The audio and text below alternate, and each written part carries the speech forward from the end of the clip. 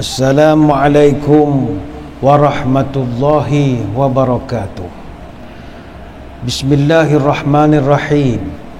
Alhamdulillahi hamdan katsiran tayyiban mubarakan fihi kama yanbaghi li jalali wajhikal karim wa azimi sultanik.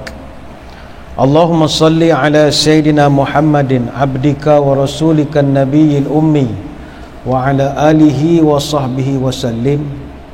Na'udzu bi kalimatillahi tammati min syarri ma khalaq.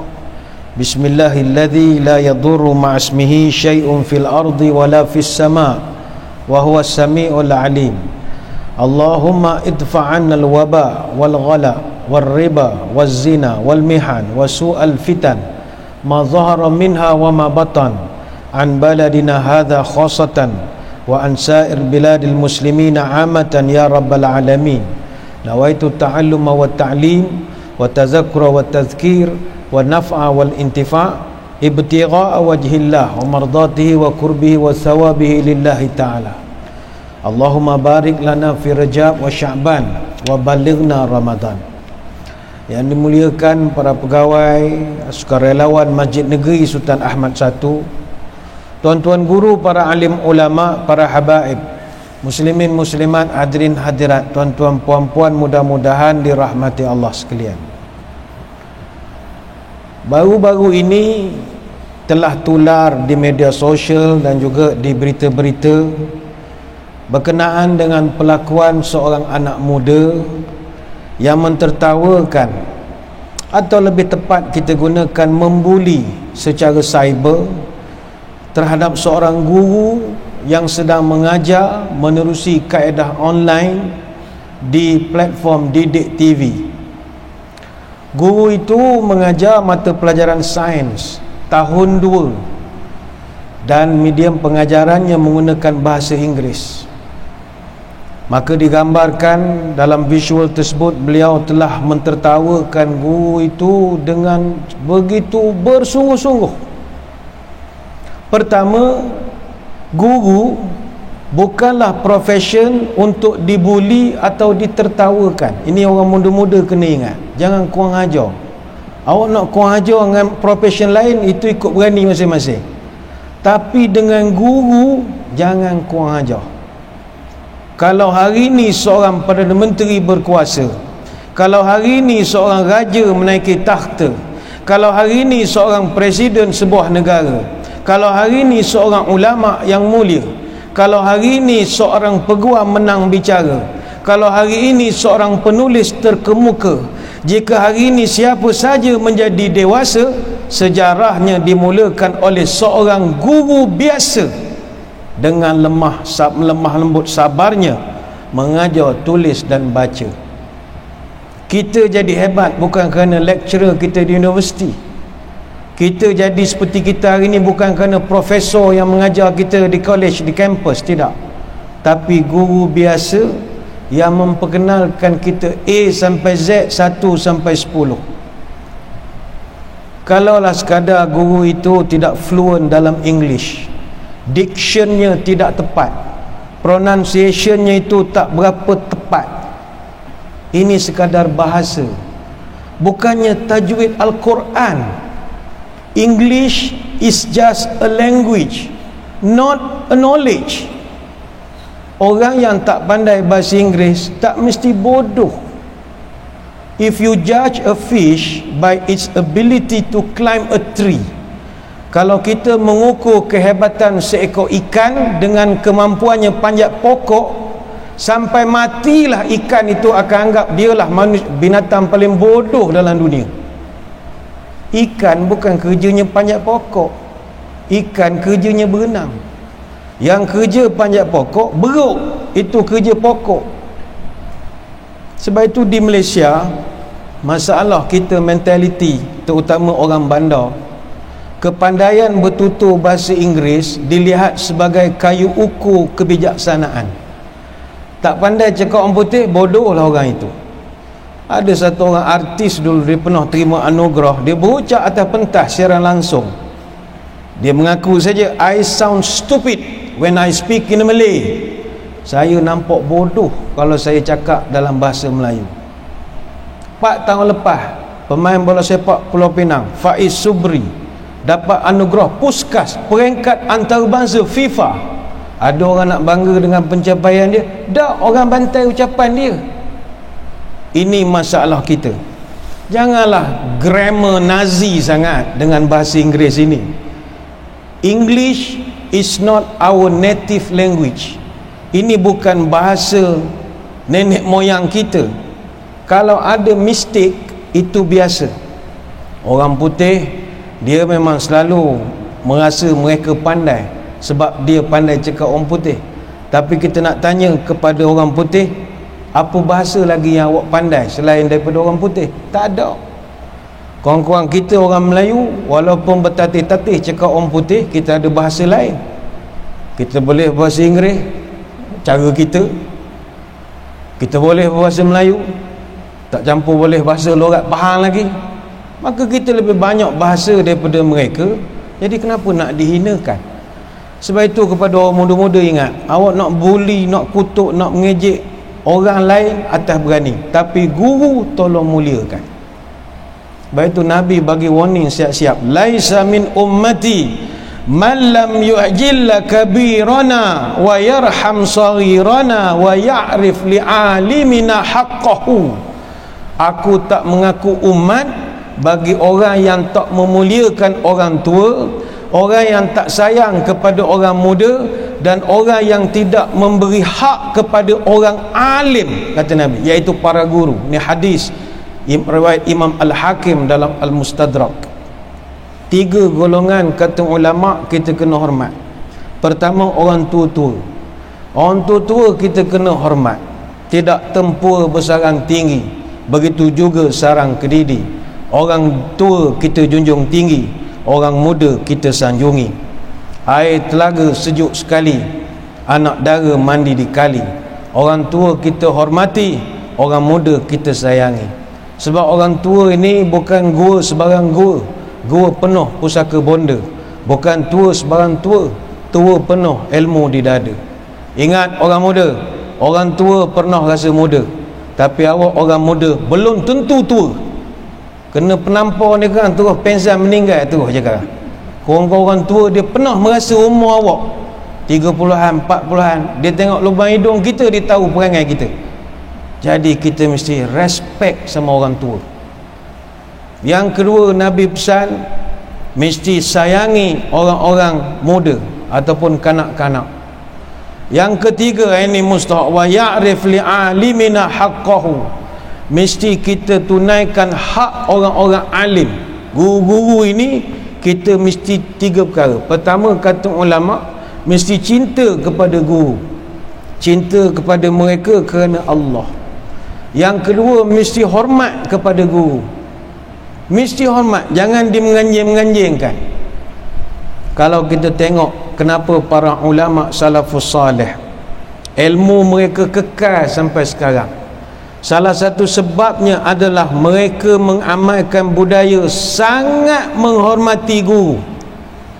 Imam Ahmad bin Hanbal selama 30 tahun amalan dia tak akan tidur melainkan dia doakan dulu keampunan untuk gurunya Imam Asy-Syafi'i tiap-tiap malam. Begitu juga Imam Asy-Syafi'i ketika belajar dengan Imam Malik kitab Al-Muwatta, dia buka muka surat setiap helainya perlahan-lahan kerana dia tak nak Imam Malik terganggu dek kerana bunyi selak muka surat keruk-keruk punya dihormat. Imam Abu Hanifah rahimahullah tak pernah dia melunjurkan kaki dia menghala ke rumah gurunya yang bernama Hamad rahimahullah. Padahal rumah gurunya bukan sebelah, tapi pisah 7 lorong. Dia tak ulur kaki ke rumah tok guru dia. Syekh Burhanuddin, pengarang kitab Al-Hidayah yang masyhur dalam mazhab Hanafi, dia menceritakan ada dulu satu orang ulama besar dari Bukhara. Dia sedang mengajar anak muridnya beratus. Sedang dia mengajar, tiba orang tengok dia bangun berdiri. Anak murid heran, berapa tok guru kita bangun? Lepas tu tok guru tu duduk balik, mengajar balik. Selesai pengajian, anak murid tanya, "Tuan guru, berapa tengah mengajar bangun tiba-tiba?" "Oh," katanya, "tadi saya tengah mengajar, nampak di pintu luar Anak kepada guru saya melentas, saya bangun, respect. Sebab saya ambil ilmu dari bapak dia. Bayangkanlah, sampaikan anak tok gurunya pun itu dia hormati. Sebab itu orang kita macam mana nak berkat ilmu? Cikgu dia mengajar, dia lukis je muka cikgu, buat kartun, orang suruh salin nota, dia lukis muka cikgu. Macam mana nak berkat ilmu? Tak berkat ilmu. Sebab itu saya ingin bawakan malam ni kepada orang yang hidupnya suka nganjing orang, pelekeh orang, ngejek orang, atau bahasa cyber dia panggil troll orang. Dalam Quran ada satu surah, kalau betul awak orang beriman, hati kita akan bergetar membaca surah ini, iaitu ayat ini Allah memulakan dengan perkataan wail. Apa artinya? Celaka, kata Allah Ta'ala. Celaka. Apakah ayat itu? Tuan-tuan semua hafal ayat ini. Apa yang Allah Ta'ala sebutkan? Wailul likulli humazatil lumazah. Cilakalah bagi orang yang kerjanya mencaci, mengejek, mengecam, mengeji, menganjing. Wailul likulli humazatil lumazah. Allah mulakan dengan kalimat yang sangat berat, wail. Dalam Quran 27 kali Allah sebut wail dalam Quran. Paling banyak dalam surah Mursalat 10 kali. Apa sebab? Baca sendiri. Wail ini banyak makna. Dalam bentuk azab ada juga makna wail. 5 kali diulang dalam Quran. Dalam bentuk neraka pun wail juga 3 kali disebut. Tapi secara umumnya wail ni kata ulama maknanya cilaka. Mana kalau bahasa kita kuang hajar, begitu. Kuang hajar budak ni. Cilaka Allah Ta'ala sebut. Siapakah yang Allah celakakan ini? Wailul li kulli humazah lumazah. Mari kita tengok. Dalam Quran Allah Ta'ala guna istilah untuk orang kuat menganjing orang ni dengan humazah, lumazah, ataupun hamaz dan lamaz. Hamaz, lamaz. Dia kalau keseluruhan Quran, kalau kita tengok dalam tafsir Mafatihul Ghaib, dia mengatakan ada 3 ayat, 3 perkataan yang Allah gunakan untuk menyebut golongan hak suka menganjing orang ini. Pertama ghamaz, yang kedua hamaz, yang ketiga lamaz. Pertama ghamaz. Ghamaz ini Allah sebut dalam surah Mutaffifin ayat yang ke-30, wa idza marru bihim yataghamazun. Dan apabila orang-orang yang beriman lalu dekat mereka, mereka menjeling, memejam celikkan mata sambil memandang orang beriman. Surah Mutaffifin ayat 30. Maknanya dia menganjing tak pakai mulut, pakai mata. Kuat menganjing, dia pakai mata, dia pandang ujung. Tak kertilah saya nak menggayakannya, tapi dia pejam celik dia nak menganjingkan pada orang beriman. Imam Ar-Razi menjelaskan ghamaz ini adalah cemohan ataupun ejekan dengan menggunakan kelopak mata ataupun alis mata, wa huwa isyaratu bil jafni wal hajib, dengan niat untuk nak mengaibkan orang itu atau nak menyakitkan hati orang itu. Ini rujuk dalam Mafatihul Ghaib. Jadi ini ghamaz, ni kita tidak ulah sebab tumpuan kita kepada hamaz dan lamaz. Yang kedua dan yang ketiga Allah Ta'ala gunakan kalimat hamaz dan lamaz. Wailul likulli humazatil lumazah. Cilakalah bagi orang yang humazah dan lumazah. Dia selain daripada surah Al-Humazah, perkataan hamaz ada juga di dalam surah Al-Qalam. Allah Ta'ala sebut hammazim masya'im binamim, orang yang suka mencaci dan menyebarkan fitnah hasutan untuk memecah belahkan orang. Surah Al-Qalam ayat 11. Begitu juga perkataan lamaz yang kita sebut lumazah itu Ada juga Allah Ta'ala sebut di dalam surah Al-Hujurat, wala talmizu anfusakum, jangan kamu saling mencela sesama kamu. Surah Al-Hujurat ayat 11. Para ulama berbeza pendapat tentang makna hamaz dan lamaz, humazatil lumazah ini. Pada pandangan Ibnu Abbas, humazah ini orang mengumpat, lumazah pula orang yang memalukan orang. Ada juga pendapat mengatakan humazah maknanya menghina orang guna tangan, lumazah hina orang guna mulut. Ada juga berpandangan humazah mengaibkan orang depan-depan, diviralkan, dibuka pada pengetahuan orang. Lumazah hina atau aibkan orang dari belakang, sembunyikan tangan. Ada ulama mengatakan humazah mengaibkan orang secara terbuka, lumazah menggunakan isyarat mata untuk memalukan orang. Ada juga ulama mengatakan humazah dan lumazah membawa maksud yang sama, iaitu menggelarkan orang dengan panggilan yang orang tu tidak suka. Dan ada juga ulama mengatakan humazah menyakitkan hati orang menggunakan jelingan mata, lumazah adalah menyebut-nyebut keburukan dia dengan tujuan nak menjatuhkan maruah dia. Ini pendapat Al-Hasan. Apapun takrifannya, tujuan orang yang buat humazatil lumazah ini adalah untuk nak menyakitkan hati kita dan berusaha nak humiliate, nak mengaibkan. Dia nak memalukan kita. Jadi dua-dua perlakuan ini Allah Ta'ala sebut cilakalah pada orang hak perangai begini. Kerjanya nak humiliate, dia nak memalukan orang, terutama orang baik-baik. Baik itu kalau kita kaji Al-Quran, bahasa Al-Quran yang begitu halus. Humazatil lumazah, hamaz itu dia mirip dengan perkataan hamas, huruf sin, maksudnya bisikan. Maknanya kata ulama tafsir, bisikan ni suara yang kita dengar dengan tak berapa dengar.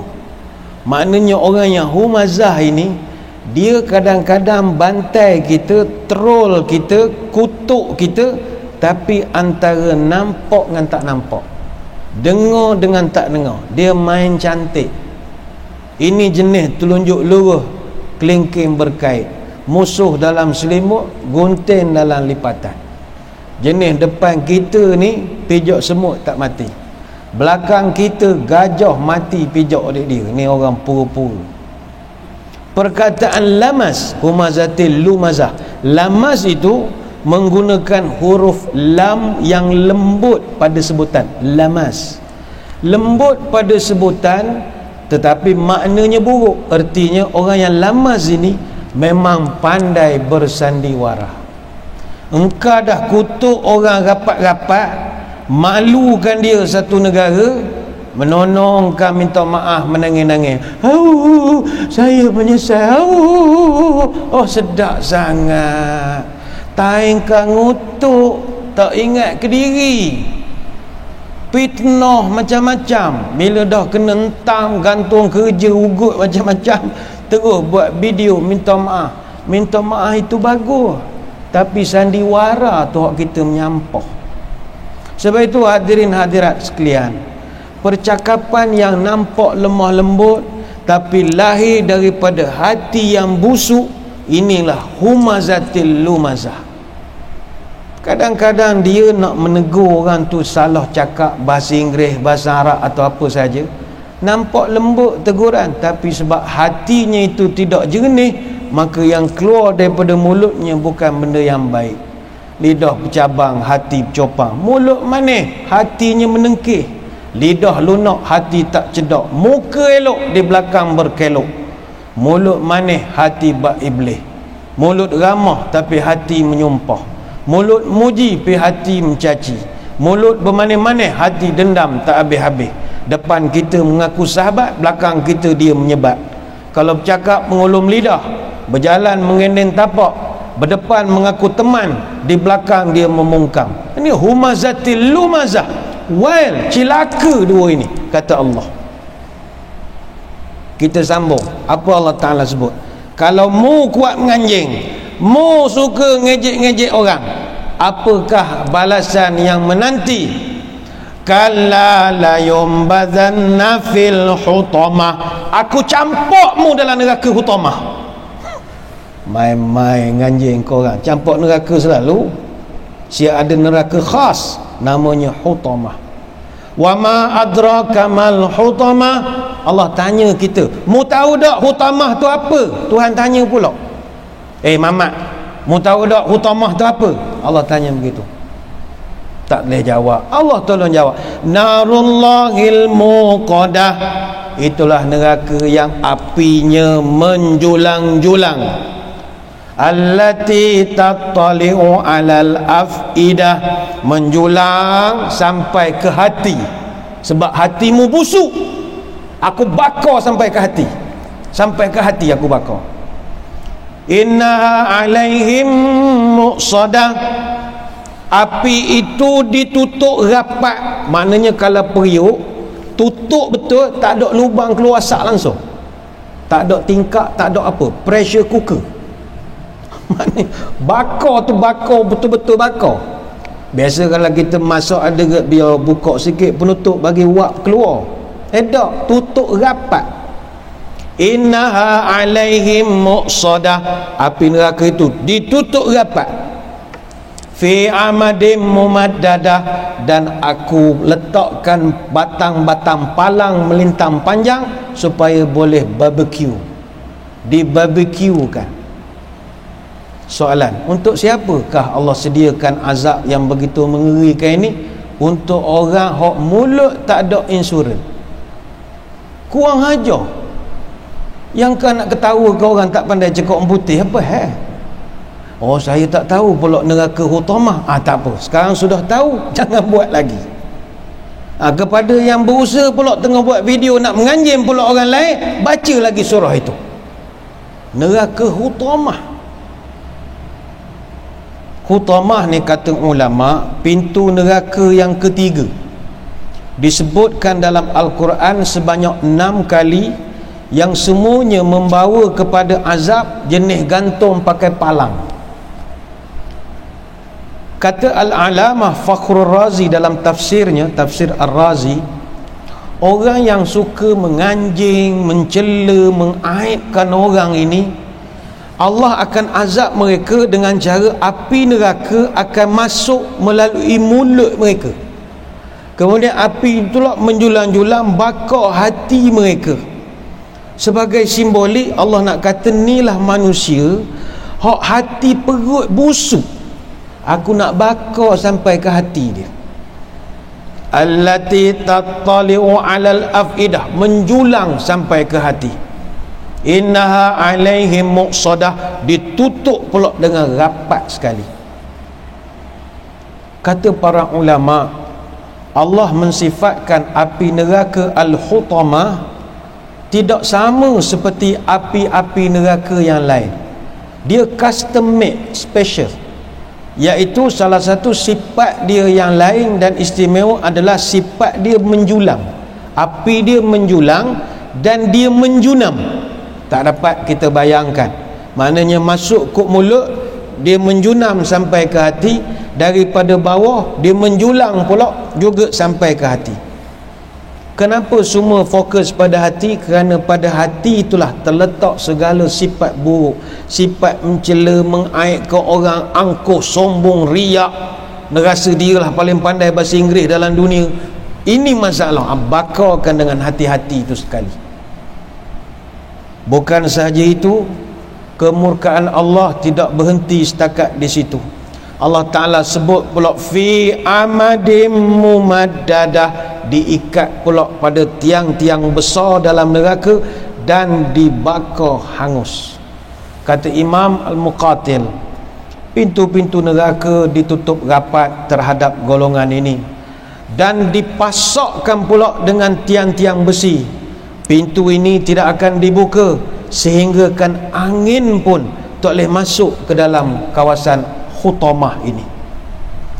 Sebab itu adik-adik khususnya, tuan-tuan sekalian, kita berdoa kepada Allah, moga Allah selamatkan kita dari keburukan lidah kita ini. Dan kita berdoa semoga kita diselamatkan dari keburukan lidah orang lain. Kita berdoa juga bukan semua orang muda perangai begitu. Walaupun tak dinafikan orang muda sekarang kuat betul menganjing orang tua-tua, tak serupa kita.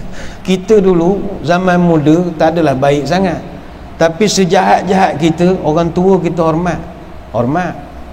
Ada segan, ada buah segan dia di kampung kan, ada segan dia. Walaupun kita samsen dah dalam kampung bawa motor macam orang gila apa semua, tapi asal orang tua slow juga lah motor tu, kita ada segan. Budak sekarang dia main minyak lagi depan orang tua, dia main lagi, kurang ajar. Kita beranggapan bukan semua, tapi kalau ada yang masih perangai begitu, insaflah. Kata Imam Asy-Syafi'i, wa kam min fatan amsa wa asbaha dhahikan. Berapa banyak anak-anak muda hanyut dalam kegembiraan hilai tawa petang dan pagi, ketawa semua, gelak korang, menganjing korang.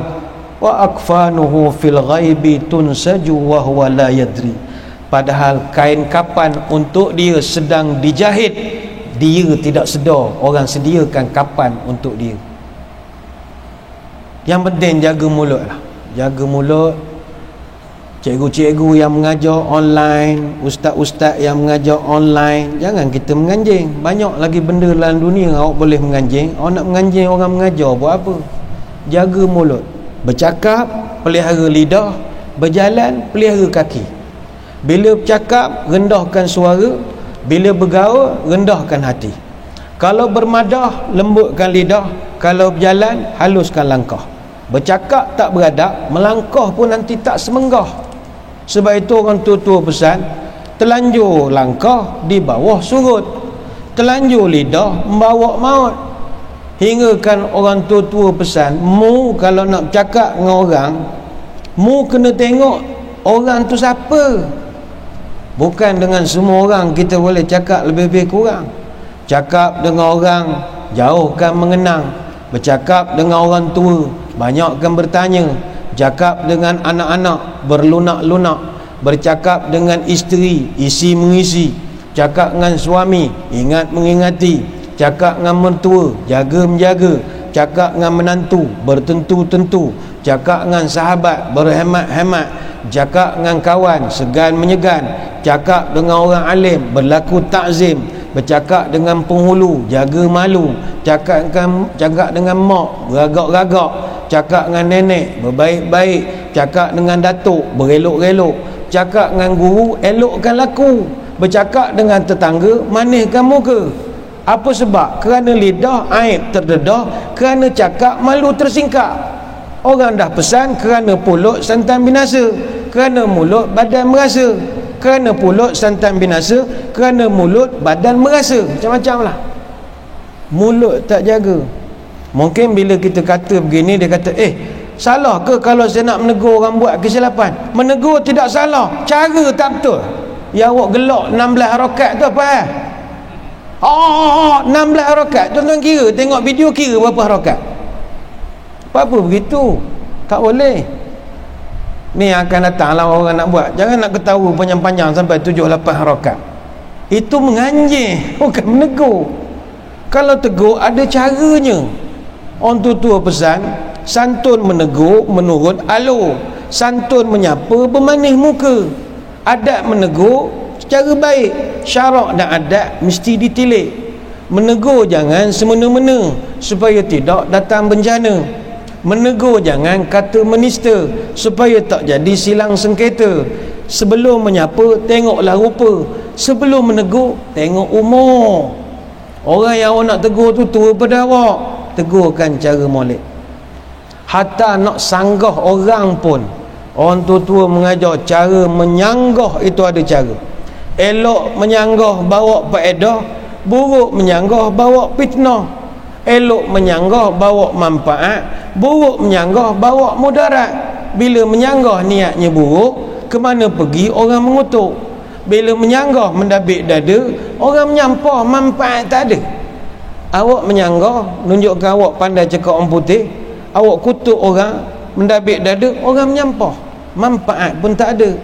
Bila menjanggah mencaci maki, mana pergi orang membenci. Bila menyanggah cara tak senonoh, alamat hidup akan bergaduh. Tegur elok-elok.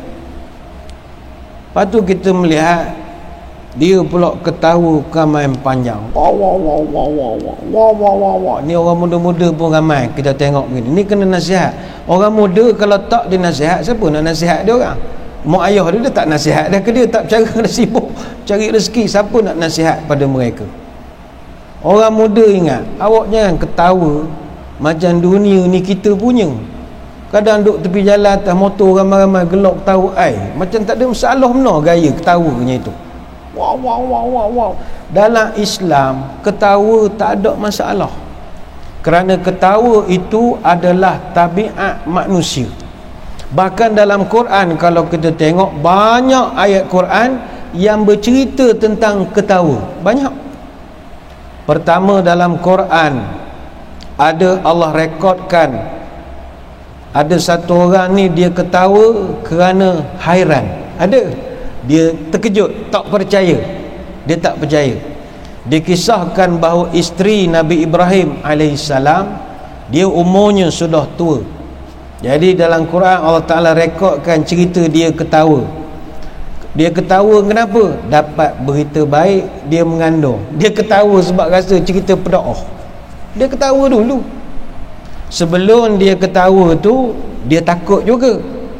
Allah Ta'ala rekodkan, walaqad ja'at rusuluna Ibrahim bil busyra qalu salaman qala salamun fama labitha an ja'a bi'ijlin hanis. Dan sesungguhnya telah datang malaikat-malaikat kepada Nabi Ibrahim membawa berita yang menggembirakan. Lalu mereka beri salam kepada Nabi Ibrahim, salam sejahtera ke atasmu wahai Ibrahim. Nabi Ibrahim pun menjawab, salam sejahtera juga atas kamu. Maka Nabi Ibrahim pun kata Allah Ta'ala, labitha an ja'a bi'ijlin hanis. Nabi Ibrahim pun berlari cari makanan, dia jamukan kepada tetamunya ijlin hanis, seekor anak lembu. Dia panggang barbecue anak lembu seekor. Ni dalam surah Hud ayat 69. Sebab itu ni off topic sikit. Nabi Ibrahim adalah manusia yang digelarkan orang pertama memuliakan tetamu. Dia punya muliakan luar biasa. Tetamu datang rumah dia, bukannya dia hidang goreng pisang, tak. Lembu panggang seekor, bukan sekilo, seekor. Sebabnya dia hormat tetamu. Dia pula tak tahu cerita yang datang tu malaikat. Jadi bila malaikat tu datang, hidang lembu tak berusik, dia dah debar. Sudah.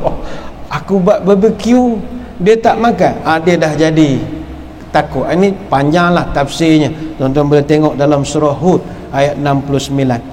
Selepas itu malaikat ni pun beritahu, dia datang membawa khabar gembira akan bakal lahirnya anak, iaitu namanya Ishaq.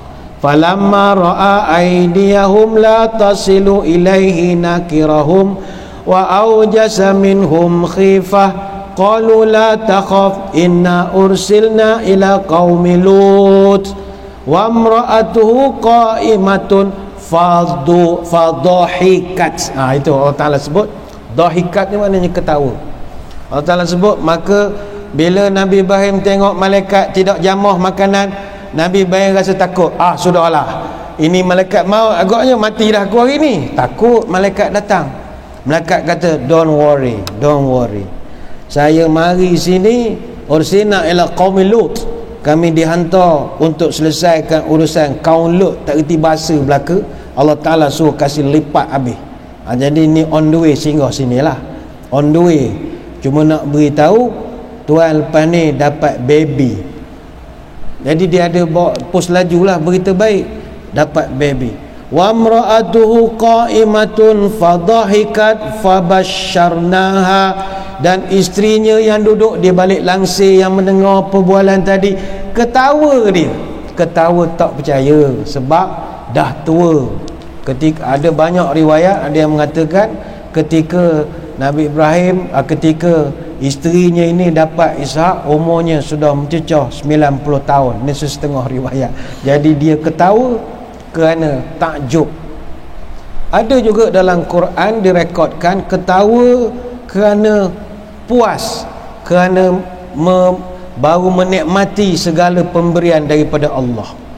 Dikisahkan Nabi Sulaiman AS, Allah rekodkan dia ketawa ketika tengok sekelompok semut mengajak kawan-kawan semut dia yang lain lari masuk dalam sarang ketika konvoi Nabi Sulaiman nak lalu.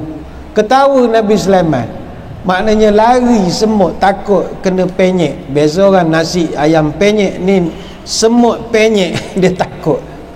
Fatabassama dahikan min qawliha wa qala rabbi auzi'ni an ashkura ni'mataka allati an'amta alayya. Panjanglah ayat itu. Maka Sulaiman tersenyum dan ketawa mendengar perkataan semut. Lantas Sulaiman berdoa, ya Allah, berikanlah aku ilham supaya tetap syukur pada nikmat-Mu. Panjanglah doanya itu. Tetapi ada ketawa yang ketiga yang Allah Ta'ala sebutkan dalam Quran, ketawa menganjing, ketawa mengejek. Dalam surah Mutaffifin ayat 29 sampai 30, innal ladzina ajramu kanu minal ladzina amanu yadhakun wa idza marru bihim yataghamazun. Sesungguhnya orang-orang yang berdosa adalah mereka yang dulunya suka mentertawakan orang-orang yang beriman. Bila orang beriman lalu di hadapan mereka, mereka main-main mata menganjing pada orang-orang baik ini. Ada ketawa yang Allah Ta'ala tak suka. Ketawa mengejek, ketawa memperlekeh, ketawa untuk menganjing. Allah pernah tegur orang musyrik, afamin hadzal hadithi ta'jabun wa tadhakuna wa la tabkun wa antum samidun. Patutkah kamu merasa heran terhadap ayat Al-Quran ini?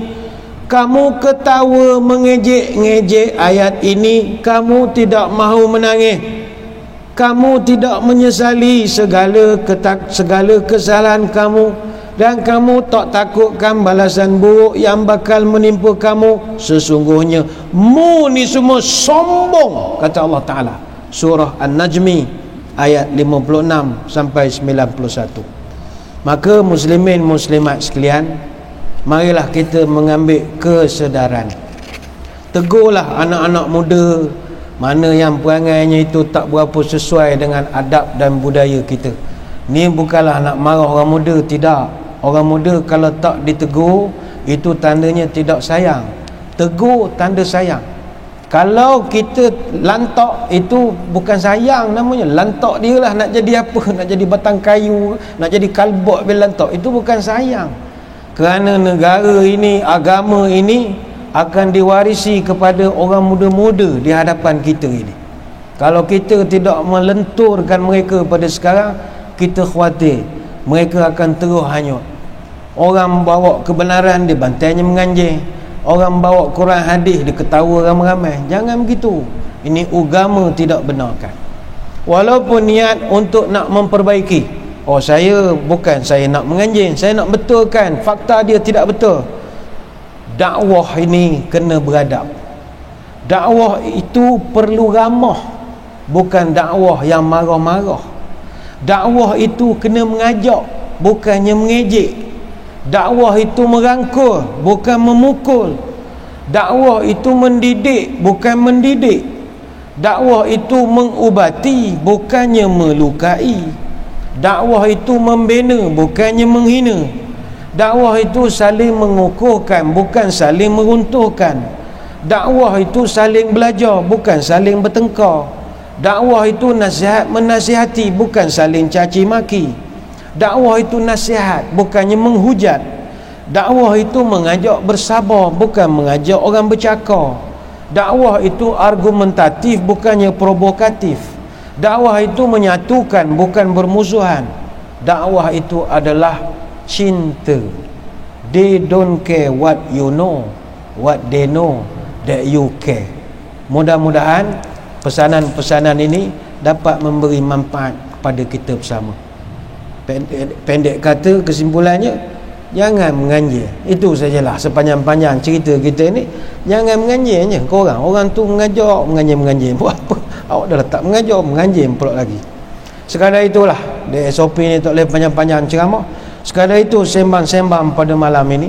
Saya sekali lagi mengucapkan ribuan terima kasih di atas perhatian.